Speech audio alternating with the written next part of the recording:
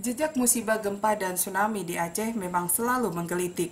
Menggelitik bagi setiap orang yang ingin tahu lebih jauh bagaimana bencana alam yang nyaris mirip dengan gambaran hari kiamat dalam kisah-kisah agama ini menimpa kehidupan manusia.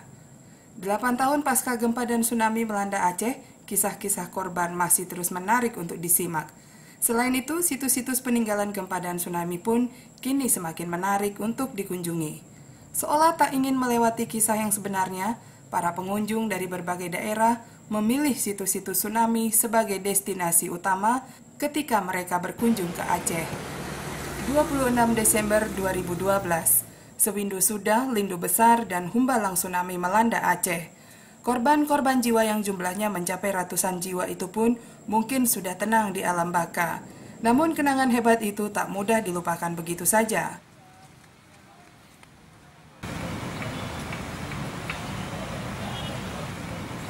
Situs-situs peninggalan itu kini bercerita kepada setiap pengunjung yang datang ke Aceh.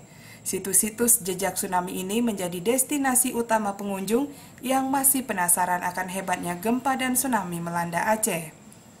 Dua situs tsunami utama di Banda Aceh adalah kapal pembangkit tenaga listrik apung dan perahu nelayan yang terdampar di atas rumah. PLTD Apung yang kini berposisi di pusat pemukiman terdampar akibat arus gelombang yang begitu kuat. Kapal berbobot lebih dari 2.600 ton ini hanyut sejauh 5 km dari pantai. Situs lain yang kini menjadi saksi bisu kehebatan tsunami adalah perahu nelayan yang terdampar di atas rumah warga. Di perahu ini sebanyak 50 warga selamat dari amukan gelombang tsunami. Dari terakhir saya berangkat di sini 2009, perkembangannya banyak, terutama di infrastruktur ya. Infrastruktur, tapi kalau yang lain-lain sih nggak nampak. Kalau jalan, rumah-rumah udah mulai bagus. Yang pasti tetap semangat untuk membangun generasi bangsanya karena satu generasi hilang ya. Jadi mudah-mudahan Aceh lebih berjaya lagi ke depannya. Damai dan tetap sama Indonesia.